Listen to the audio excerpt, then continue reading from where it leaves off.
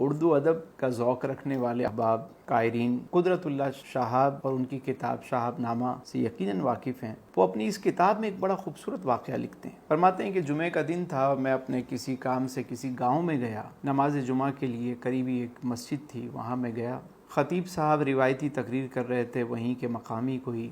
مولوی صاحب تھے، تو امام صاحب تقریر کر رہے تھے، لیکن ان کی تقریر میں کوئی ایسی بات نہیں تھی جو میرے لیے جس میں کوئی چارمنگ ہو۔ میں سنتا رہا، لیکن ایک بات انہوں نے ایسی کی کہ جب میں نے اسے سنا تو میں حیران رہ گیا۔ میرے دل نے گواہی دی کہ یہ بات واقعی بہت خوبصورت بات ہے۔ خطیب صاحب کہنے لگے، اللہ کے پیارے محبوب صلی اللہ علیہ وسلم اپنی پیاری بیٹی سیدہ طیبہ طاہرہ فاطمۃ الزہرا سلام اللہ علیہا سے بڑی محبت فرماتے، بڑی شفقت فرماتے، یہاں تک کہ جب سیدہ تشریف لاتی ہیں تو حضور کھڑے ہو جاتے، اور بسا اوقات کوئی ایسی بات جو صحابہ کرام حضور علیہ السلام سے عرض کرتے اور آپ علیہ السلام اس بات پہ خاموشی اختیار کرتے، جواب نہ آ رہا ہوتا تو صحابہ کرام سیدہ فاطمۃ الزہرا رضی اللہ تعالی عنہ کی بارگاہ میں حاضر اور ان سے کہتے کہ آپ اپنے بابا جان سے، رسولوں کے سردار سے، ہمارے لجپال سے یہ عرض ان کی بارگاہ میں آپ لے کر جائیں، اور سیدہ جب وہ عرضی پیش کرتی تو حضور اسے قبول فرما لیں۔ صحابہ کرام کو یہ بات پتہ تھی،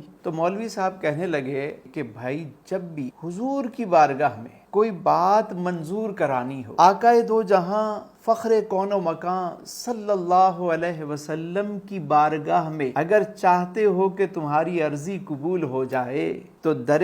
فاطمۃ الزہرا رضی اللہ تعالی عنہا سے ہو کر آؤ، ان کی بارگاہ میں عرضی پیش کرو، وہ حضور کی بارگاہ میں سفارش کر دیں تو آپ کی عرضی منظور ہو جائے گی۔ قدرت اللہ شہاب کہتے ہیں کہ جب میں نے یہ بات سنی تو اس بات کو سننے کے بعد مجھ پر ایک رقت طاری ہو گئی۔ جمعے کا دن تھا، نماز ختم ہوئی، میں وہیں بیٹھ گیا، 2 رکعت نفل ادا کی اور اللہ کی بارگاہ میں دعا کی کہ مولا سیدہ کے صدقے میں، طیبہ طاہرہ کے صدقے میں، حضور کی پیاری اور چہیتی شہزادی کے صدقے میں میری یہ عرض سیدہ کی بارگاہ میں ہے اور وہ یہ عرضی میری حضور کی بارگاہ میں پہنچا دیں۔ یا اللہ سیدہ کے صدقے میں میرے لجپال کی بارگاہ میں میری یہ عرضی قبول ہو جائے۔ مجھ فقیر کی یہی آرزو ہے، اور اس عرضی میں نے یہ گزارش کی کہ یا رسول اللہ میں آپ کے در کا متلاشی، اے اللہ کے رسول میری عرضی قبول کریں، کرم کر دیں، سلسلہ اویسیہ میں مجھے داخل کروا دیں، مجھ پر کرم ہو جائے، مجھ پر یہ راہ آسان ہو جائے، مجھے حضوری والی حاضری مل جائے۔ فرماتے ہیں کہ جب میں نے دعا مانگ لی، نفل پڑھ لیے، تو میں چلا گیا اور اپنے کاموں میں مصروف ہو گیا۔ 6-7 ہفتے گزرے کہ وہ بات میں بھول بھی چکا تھا کہ مجھے ایک خط ملا،